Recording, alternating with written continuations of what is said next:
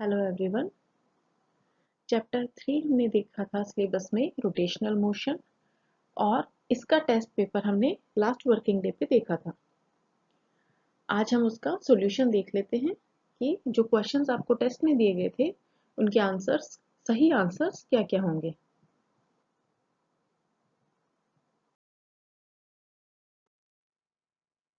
जो भी क्वेश्चंस आपको दिए गए थे वो एक एक नंबर के क्वेश्चन थे। आंसर्स हम अभी देखते हैं। आप अपने क्वेश्चंस को खुद सॉल्व कीजिएगा और उसके बाद आंसर शीट से मैच करके अपने मार्क्स को आइडेंटिफाई कीजिएगा कि आपके कितने मार्क्स आ रहे हैं उसमें।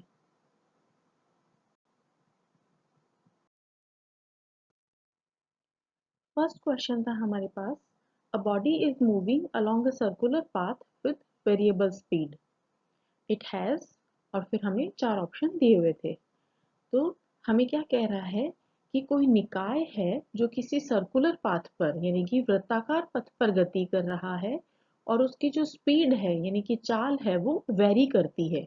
वेरी करने का मतलब समय के साथ परिवर्तित हो रही है, फिक्स नहीं है, कांस्टेंट नहीं है।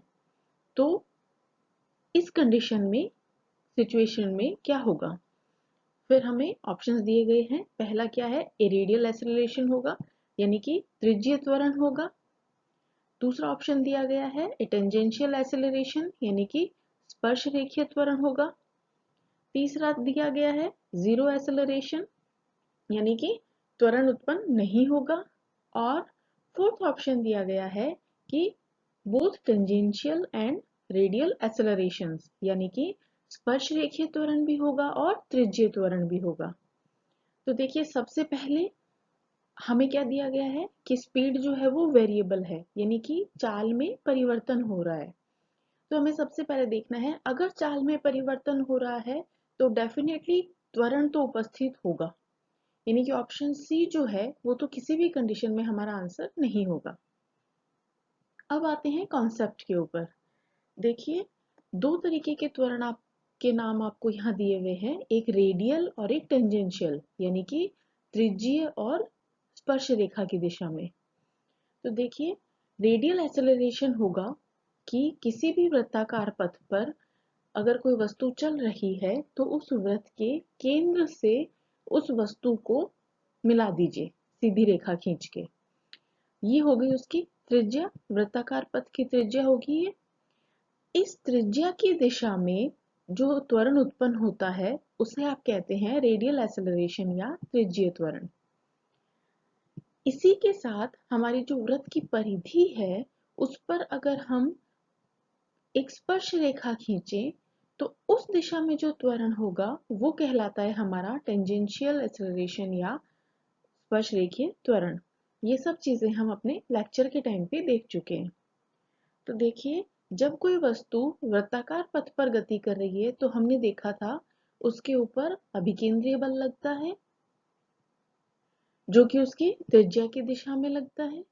अब देखिए, उस दिशा में बल लग रहा है मतलब F बराबर ma से हम कह सकते हैं कोई ना कोई त्वरण तो होगा। तो इसका मतलब इस कंडीशन में रेडियल एक्सेलरेशन तो होगा। साथ ही जो वस्तु है वो हमारी वृत्ताकार पथ पर गति कर रही है और उसकी जो वृत्तीय गति है उसके कारण उसमें स्पर्श रेखीय त्वरण भी उत्पन्न होता है। तो इस क्वेश्चन का सही आंसर हमारे पास हो जाता है बोथ टेंजेंशियल एंड रेडियल एक्सेलरेशंस, यानी कि इस कंडीशन में स्पर्श रेखीय त्वरण भी होगा और त्रिज्यीय त्वरण भी होगा।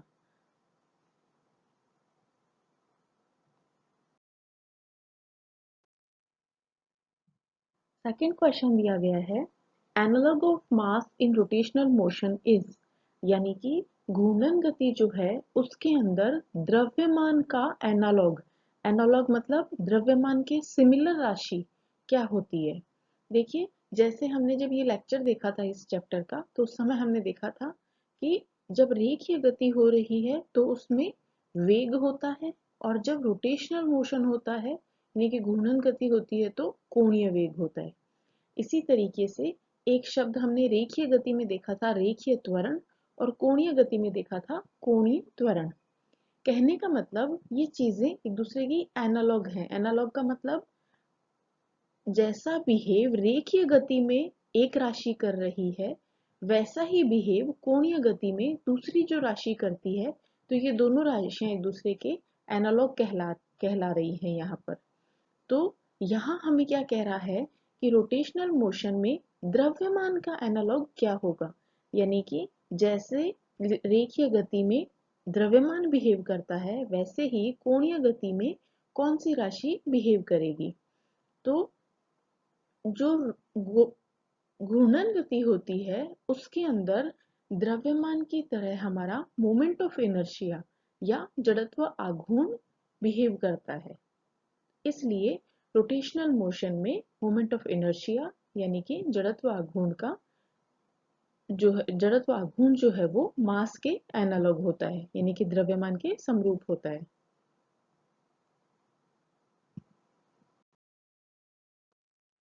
थर्ड क्वेश्चन हमें दिया गया है, two racing cars of masses m1 and m2 are moving in circles of radii r1 and r2 respectively. Their speeds are such that each makes a complete circle in a time t. The ratio of angular speed of the first to the second car will be, यानी पूछा क्या गया है, दो racing car हैं और उनके द्रव्यमान है m1 और m2। यानी दो कार हैं, एक का द्रव्यमान m1 है, दूसरे का m2 है। और ये जो कार है ये वृत्ताकार गति कर रही है, और जो वृत्त हैं वो कैसे होंगे, m1 द्रव्यमान वाली जो कार है वो जिस वृत्त पर गति कर रही है वो है r1 त्रिज्या का, और m2 द्रव्यमान वाली कार जिस वृत्ताकार पथ पे गति कर रही है उसकी त्रिज्या है r2।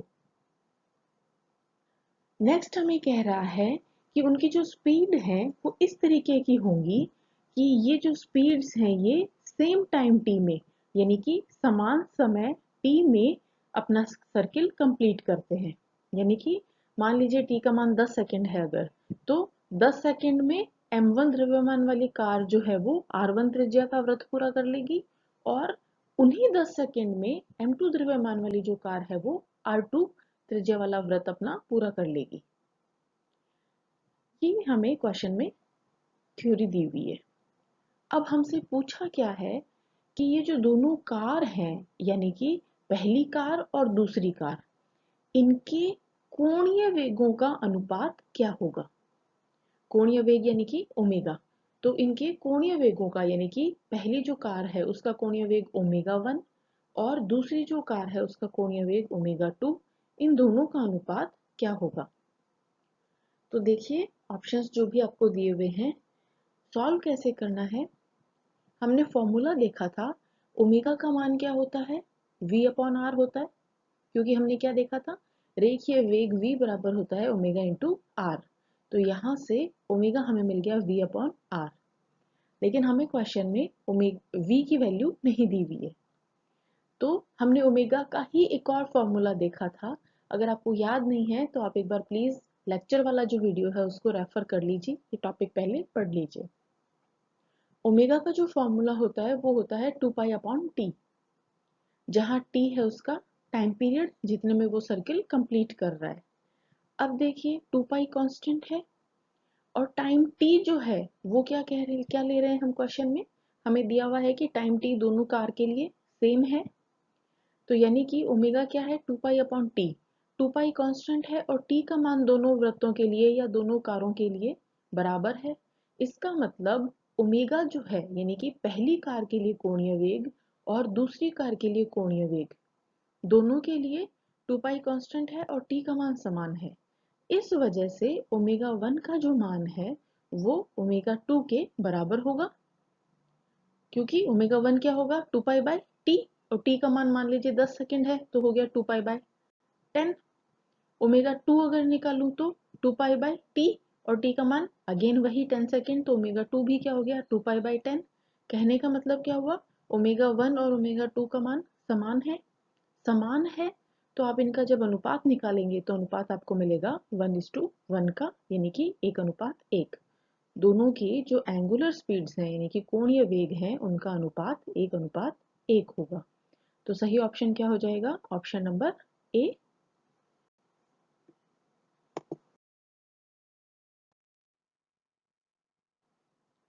नेक्स्ट क्वेश्चन दिया हुआ है हमें, the direction of angular velocity vector is along, यानी कि कोणीय वेग सदिश जो है उसकी दिशा क्या होगी, ये हमसे पूछा गया है। तो देखिए, अगर कोई वस्तु वृत्ताकार पथ में गति कर रही है या किसी भी एक्सिस पर, किसी भी अक्ष के अनुदिश घूर्णन गति कर रही है, जैसे कि हमारी पृथ्वी जो है वो अपनी अक्ष पर घूर्णन करती है, तो हमें क्या करना है, मान लीजिए हम पृथ्वी के एग्जाम्पल से ही इसको समझते हैं। हमें क्या करना है, घूर्णन की जो दिशा, अपना राइट हैंड लीजिए, यानी कि दायां हाथ लीजिए, घूर्णन की जो दिशा है उस दिशा में अपनी उंगलियों को रखिए, यानी कि घुमाइए। जैसे आपने पृथ्वी को अपने राइट हैंड से मान लीजिए कि पकड़ रखा है, और उंगलियों की दिशा कैसी होनी चाहिए, जिस दिशा में पृथ्वी का घूर्णन हो रहा है। तो जब हम इस तरीके से किसी वस्तु को पकड़ते हैं, तो जो हमारी फिंगर्स हैं वो रोटेशन की डायरेक्शन में है, यानी कि उंगलियां जो है वो घूर्णन की दिशा में है। तो हमारा जो अंगूठा होगा वो एंगुलर वेलोसिटी को बताता है। जैसे हम पानी का ग्लास पकड़ते हैं मान लीजिए, तो हमारी उंगलियां जो है वो ग्लास को रैप करती हैं, ग्लास को पकड़ते हुए आती हैं, और अंगूठे की दिशा होगी ऊपर की साइड। तो ऐसी कंडीशन में अगर घूर्णन की दिशा हमारी उंगलियों की दिशा में है, तो अंगूठे की जो दिशा है वो हमें एंगुलर वेलोसिटी की डायरेक्शन बताती है। तो जो दिया हुआ क्वेश्चन है वो हमें क्या कहता है कि एंगुलर वेलोसिटी का वेक्टर किधर होगा। अब देखिए, घूर्णन की दिशा या तो होगी पूर्व से पश्चिम, तो अपनी उंगलियों को हम इस तरीके से रैप करेंगे, या होगी पश्चिम से पूर्व, तो उंगलियों को इस तरीके से रैप कर लेंगे, या ऊपर से नीचे या नीचे से ऊपर, जिस भी तरीके की डायरेक्शन है, हम ये पाते हैं कि हमारी उंगलियों की डायरेक्शन को अगर हम घूर्णन की दिशा में रख रहे हैं, तो हमेशा अंगूठा जो है वो घूर्णन अक्ष के अनुदिश आता है। आप पृथ्वी को लेकर इमेजिन कर लीजिए या किसी बॉल को लेकर इमेजिन कर लीजिए, जब हम ऐसा करेंगे तो अंगूठा हमेशा घूर्णन अक्ष की दिशा में आता है।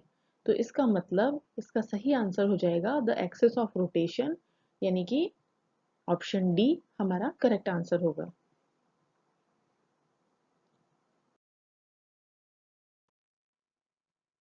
नेक्स्ट क्वेश्चन है हमारे पास, the motion of planets in the solar system is an example of conservation of. ये सेम एग्जांपल मैं आपको लेक्चर में करवा चुकी हूँ। पूछा हुआ क्या है कि जो हमारा सौर मंडल है उसके अंदर ग्रहों की जो गति है वो किसके संरक्षण का उदाहरण है। तो अगर आपको इसकी डिटेल स्टडी करनी है तो आप लेक्चर को रेफर कीजिए। बाकी हमने ये देखा था कि ये जो सोलर सिस्टम है हमारा, उसमें ग्रहों की गति जो है वो कोणीय वेग के संरक्षण का एग्जाम्पल है। तो सही ऑप्शन हो जाएगा हमारा एंगुलर मोमेंटम, ऑप्शन नंबर सी।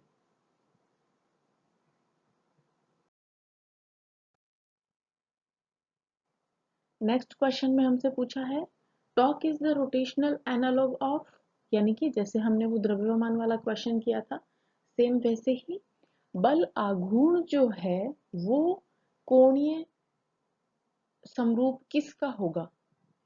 तो देखिए, जो काम रेखीय गति में बल करता है वही काम कोणीय गति में बल आघूर्ण करता है। यानी अगर रोटेशनल एनालॉग देखना हो तो बल का जो रोटेशनल एनालॉग होता है वो होता है टॉर्क, यानी कि बल आघूर्ण। यानी सही ऑप्शन क्या होगा, डी, फोर्स। फोर्स का जो रोटेशनल एनालॉग है वो टॉर्क होता है।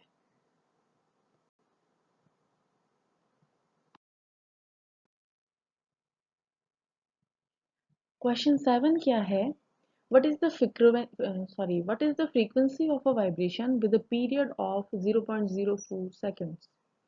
यानी कि कोई भी कंपन हो रहा है जिसका टाइम पीरियड है, यानी कि समय है 0.04 सेकेंड, तो उसकी आवृत्ति क्या होगी, ये हमसे पूछा गया है। तो देखिए, समय और आवृत्ति, या फिर मैं कहूँ आवृत्ति और आवर्तकाल में रिलेशन होता है। अगर आवृत्ति को f से लिखा जाए और समय को t से लिखा जाए, तो f बराबर होता है 1/t, यानी कि आवृत्ति और आवर्तकाल एक दूसरे के व्युत्क्रम होते हैं। तो हमें फ्रीक्वेंसी निकालनी है, तो f हो जाएगा 1/t। t का मान हमें दिया गया है 0.04। इसका मतलब जो फ्रीक्वेंसी है वो हमें मिली 25। और अब 25 में हमारे पास दो ऑप्शन है, हर्ट्ज और सेकंड। तो देखिए आवृत्ति का मात्रक जो है वो हर्ट्ज होता है और समय को हम सेकंड में नापते हैं। तो ऑप्शन जो करेक्ट ऑप्शन होगा वो होगा हमारा ऑप्शन सी, 25 हर्ट्ज।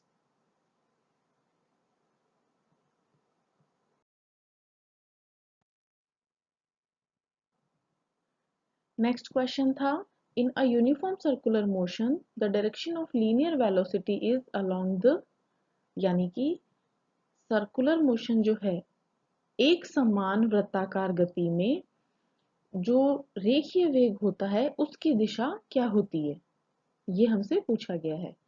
यानी एक समान वृत्तीय गति हो रही है, उसमें रेखीय वेग की दिशा क्या होगी। तो देखिए जब वस्तु वृत्ताकार पथ पर गति कर रही है तो वो वृत्ताकार गति कहलाती है। लेकिन वो जो वृत्त है उस पर अगर हम किसी समय उस वस्तु की गति देखें तो वो रेखीय गति कर रहा होता है और इस कारण उसके अंदर रेखीय वेग होता है। और उस वेग की दिशा जब आप किसी भी समय पर निकाल देंगे तो हमेशा उस बिंदु पर खींची गई स्पर्श रेखा के अनुदिश होगी। यानी जो रेखीय वेग की दिशा है, अगर आप किसी समय सड़क के किसी वृत्ताकार पथ पर किसी बिंदु पर खड़े हैं तो उस बिंदु पर आपके रेखीय वेग की दिशा अगर मुझे निकालनी हो तो उस बिंदु से एक स्पर्श रेखा खींच दी जाती है और आपका जो रेखीय वेग होगा वो उस स्पर्श रेखा के अनुदिश होता है। यानी कि ऑप्शन ए जो है वो करेक्ट ऑप्शन होगा, tangent to the curve path.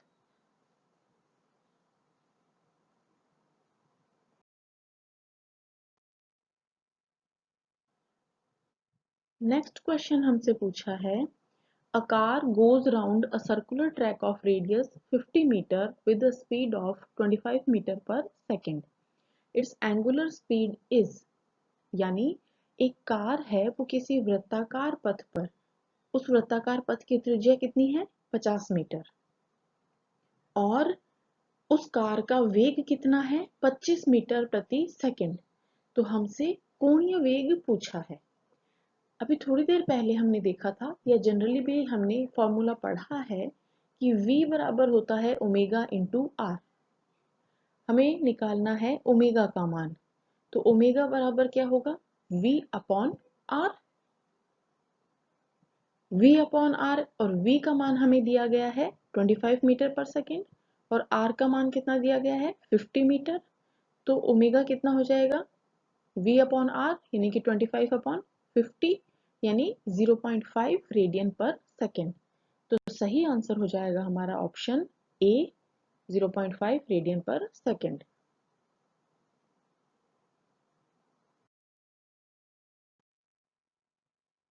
अब देखिए लास्ट क्वेश्चन जो था वो था, the average acceleration vector for a particle having a uniform circular motion is, यानी कि एक पार्टिकल है, एक कण है, वो एक समान वृत्तीय गति कर रहा है, एक समान वृत्ताकार गति कर रहा है, तो उसका औसत त्वरण सदिश क्या होगा। तो देखिए अगर कोई वस्तु एक समान वृत्तीय गति कर रहा है उसका मतलब क्या है कि उसका जो वेग है वो एक समान है, यानी कि वेग में परिवर्तन नहीं हो रहा, वस्तु हमारी नियत वेग से गति कर रही है।